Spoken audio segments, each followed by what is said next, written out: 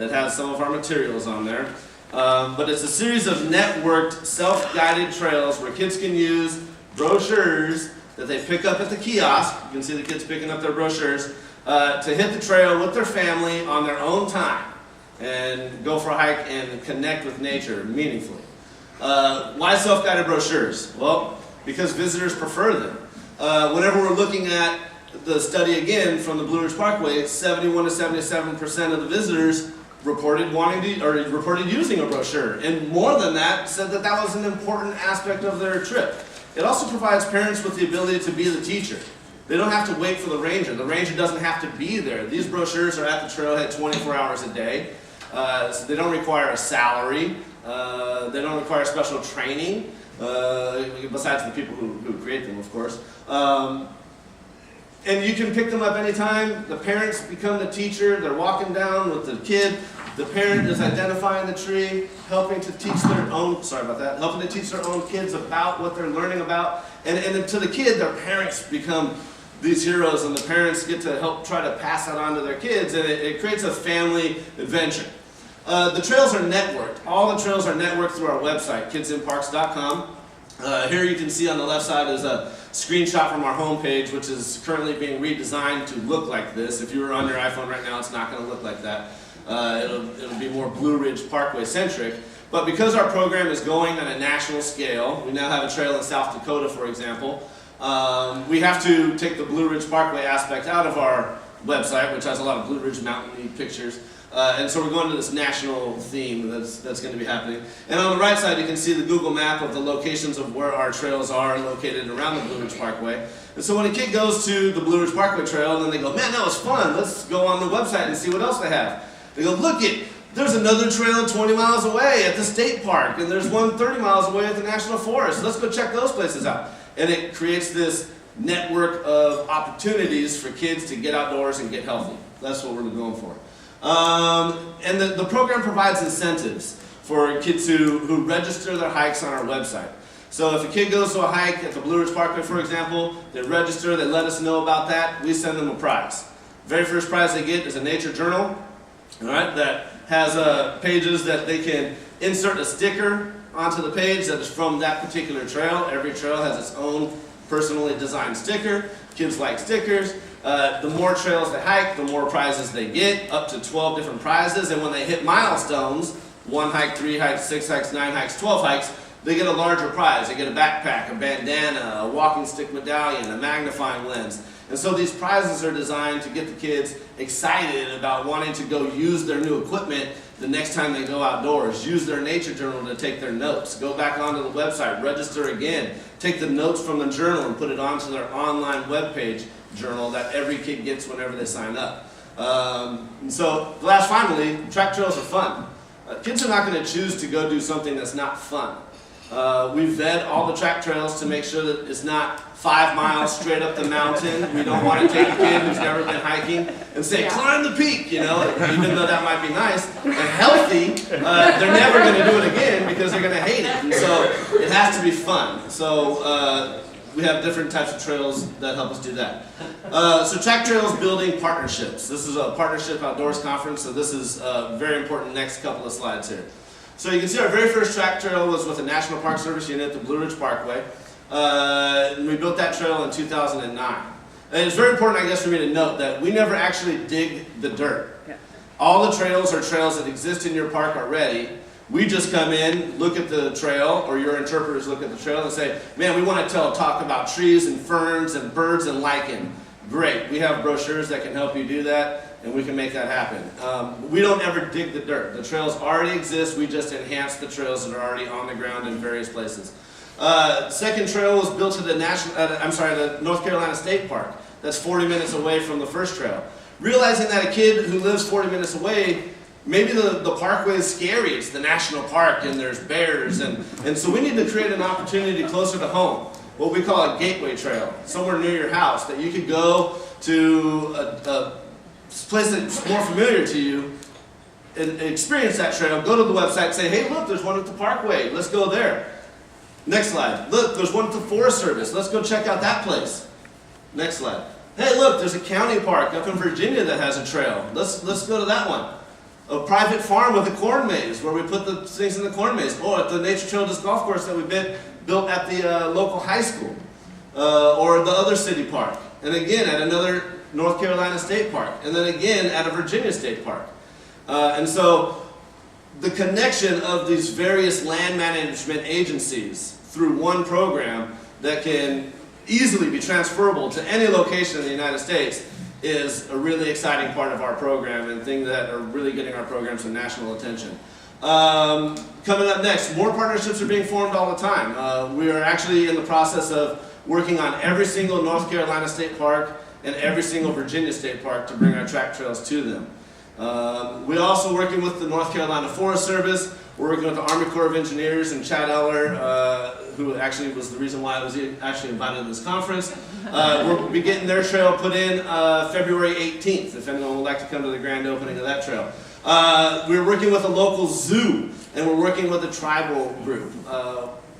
So the partnerships, the potential for this program are endless. We've been contacted by North Dakota, Canada, Canada's provincial parks, California, Louisiana, Mississippi, New Zealand, and so the simplicity of the design of the program is very simple and transferable anywhere, which is really, really important.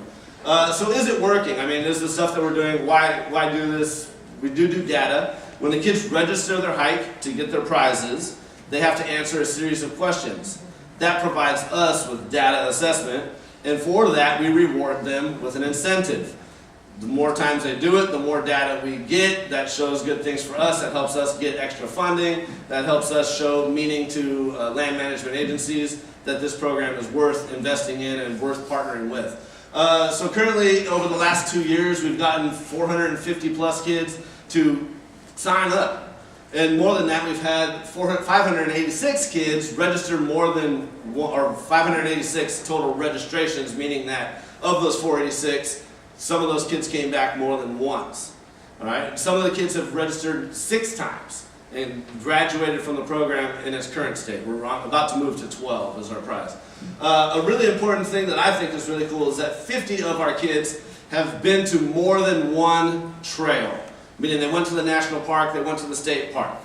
They went to the forest, they went to the county park.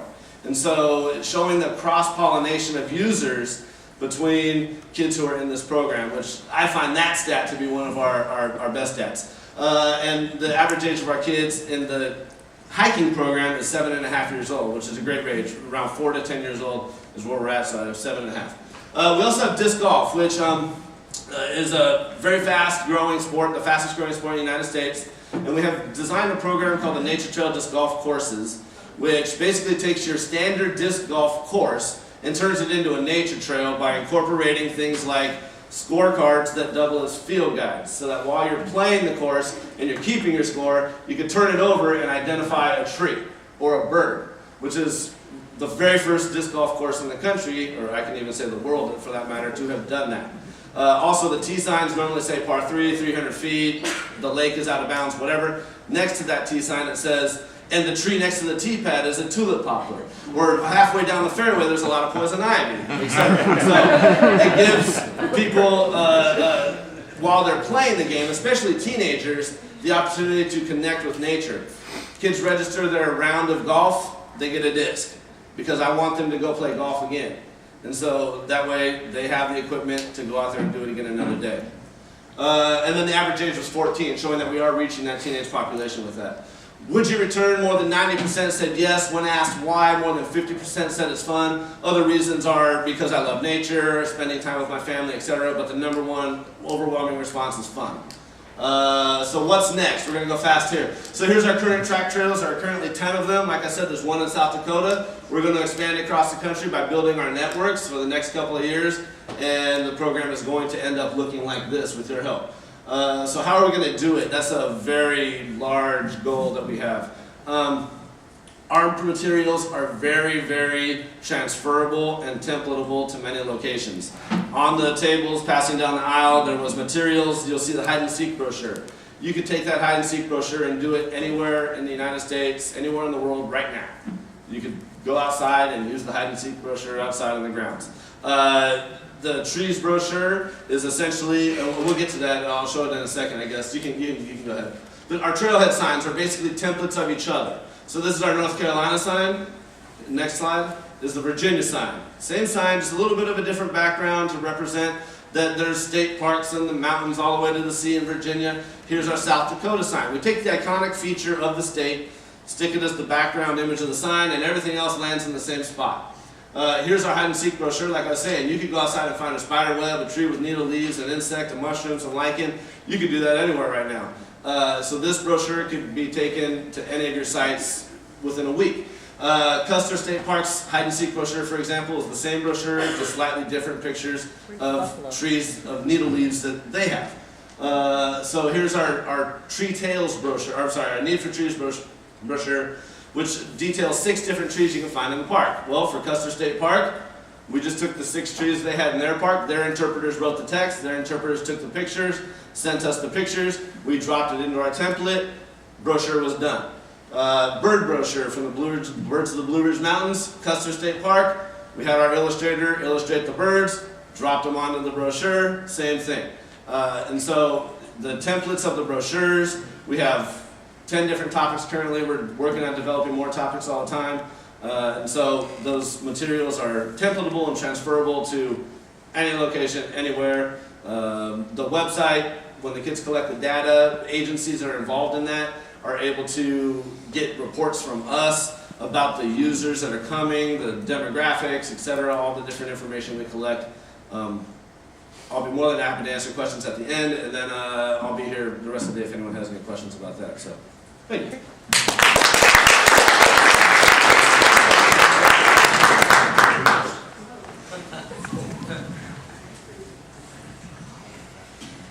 One of the key messages, I think, in the statement, you are all in the healthcare industry, is that you are obviously, but not in the healthcare business alone. The key that the Institute has found over the work that we've done on park prescriptions, on food for the parks, is that the questions that you have in your heads, the challenges that you see before you, other people are also working on those. There are partnerships to be developed. There are best practices to be explored and discovered. So next up in our morning, Robin Schepper is here with us, and Robin is currently Senior Advisor to the Bipartisan Policy Center's Nutrition and Physical Education Initiative. Most recently, Robin was the Executive Director of the First Lady's Initiative, Let's Move. And very quickly and very impressively, I would personally add, built that program to work with more than 12 federal agencies, tribal governments, elected officials, many others, really with the underpinning to engage every sector of society to combat the epidemic of childhood obesity. Robin has had a long career as a consultant, working as the Washington State Director for Clinton Gore, and has founded 2 successful businesses on her own. On a personal note, Robin was also attended in April an event that the Institute helped to host on behalf of the National Park Service, Healthy Parks, Healthy People, US 2011 in April. And Robin's participation there brought a gravity and a sense of importance to the national dialogue around parks and health that really helped to cement that meeting and to help to cement the role of parks with the National Park Service in particular. But I think Robin's voice in this is essential, and I'm looking forward to hearing what she has to say.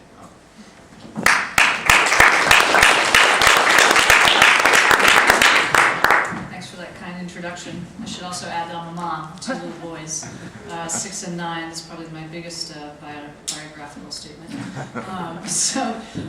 Derek asked me to talk about the outdoors and health, and really, I really look at as the outdoors is America's medicine. Really, simply, that's what it is. And you are all in the healthcare business. And I want to talk a little bit about some of the challenges, I'm sure you've heard a lot of the statistics, but before I talk about some of the opportunities, just want to talk about some of the challenges and why. So it was mentioned before, Jason talked about this, is 1 in 3 children are overweight or obese in North Carolina. Well, that's also the national statistics. 1 in 3 children are overweight or obese.